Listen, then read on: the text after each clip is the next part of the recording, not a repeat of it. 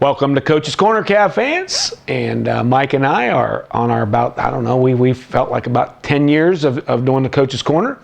So those of you who are listening, you know, I guess you're listening on cavfootball.com. And so we really appreciate Mike's work on the cavfootball.com site and all the things that go on with that. And I think lots and lots of people have watched it and check it out, and I've had some people in the press talk about, man, that's one of the best sites there is for high school football. So thanks, Mike, and much appreciated. And of course, Chris Crone does a lot of the statistical work along the way. So 2023, our season this year, our squad this year has 68 players, a little bit down from previous years.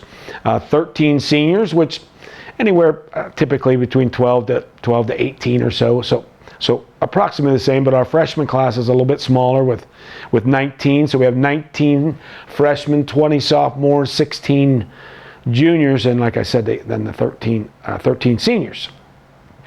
Couple notes, I guess, as I move forward in today's. I'm not going to talk about individuals today. I'll start that next week with the spotlights, and we'll spotlight a couple players a week, a coach every week, and then someone in the support staff that really helps us along the way. So this year we have 6 home games, which is really unusual, but we only had 4 last year. So we open up with 3 home games, which is obviously a good thing. And we start this Friday already with Kenton. Kenton coming to town. Last meeting with Kenton by contract, and they also are not in our division. And so as it stands, this will be the last time with Kenton. We pick up Valley View game 1 next year, and Bell Fountain is game 2. They're coming to town with a highly touted quarterback. As probably those of you watching this, you probably know that. The quarterback who is committed to Ohio State right now, if there is such a thing as a commitment anymore in college football. But that's game 2, and that is the last game with them. We're going to go to Clinton Massey. So Valley View and Clinton Massey, 2 tough opponents for the next 2 years. So 6 home games, so 3 to start with, and then every other game. And then next year we go back to a 5-5. Like I said, we'll split with Valley View and Clinton Massey. So with those 6 games, when you come to the stadium, you're going to notice we have a new scoreboard with a video board on it, which is really cool. Lots of really good sponsors on there, and Eric's done a lot of work to get those sponsors to help pay for the scoreboard. And then of course, once they got it ready to go. They got it up within a couple weeks, so they did a good job there, and Eric has spent some time. Mike has a really good hype video from all the way back to I think 2000, I don't know, 6, 7, all the way up to the present. So a lot of good videos like pregame and things like that. So that'll be fun.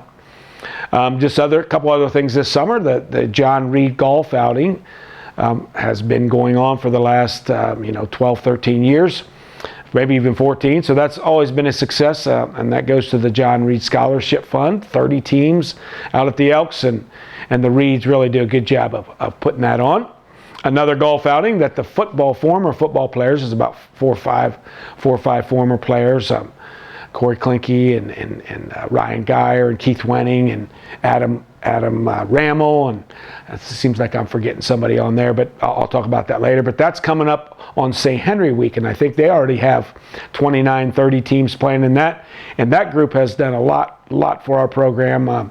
Really nice with our sideline camera, to ball bags, to some weight equipment, to all kinds of things. So they've done a great job of really raising extra money for us, and it's fun to see all the former players, and so those 2 golf outings really have made at the beginning of CCP weekend, and then of course about the 3rd or 4th week always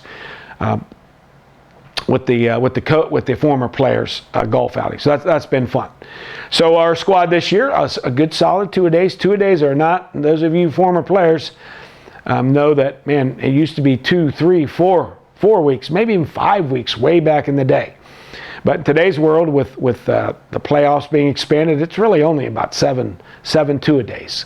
We do more in the summer than the past, so we get a lot of that coaching and teaching and lifting and conditioning in before we even start the camp and two-a-days. But good solid two-a-days. We've had just a few injuries towards in our first scrimmage versus Walpock, which was a couple weeks ago. Those guys will be back, which is a good sign. And then we had Salina last Friday at home in a game-like situation that went, I guess, defensively. We played hard and made plays, but I guess discipline-wise, mental discipline, both offensively and defense, we weren't happy enough with how we played. So hopefully that will improve. This week, Kenton comes to town. Again, like I said, it's the last time for Kenton, and so they come in with an improved team. I think they played several young guys, especially their quarterback was a young guy. They had a pretty solid D line that I think are some of their best players. They have a couple good skill guys that returned. Defensively, they mix it up a little bit from last year, but from what we've seen, we think they're in a 3-4 defense. And offensively, it seems like they're back maybe more to old Kenton style with no backs and throwing it almost every play except when the quarterback runs the ball. So I guess we'll see Friday whether that holds true what we've seen in the scrimmages. The game starts at 7 o'clock. Again, it's a home game. The weather looks like it's going to be really nice on Friday. I think it said a high of low 70s for the day, and so that looks to be a good playing time. Hopefully, no storms like we've had in the past with them. And we're looking forward to getting the season started, and hopefully we will play well and execute better than we did in the scrimmages. Even though we played hard and made some plays, but need to execute better. So, like I said, next week I'll start with the spotlights, individual spotlights with seniors and a coach and a support staff or several support staffs over the year. And so looking forward to the season. Again, I want to thank Mike and CavFootball.com. Has about anything you could want about Cavalier football over the last 25 years. So looking forward to seeing you on Friday night.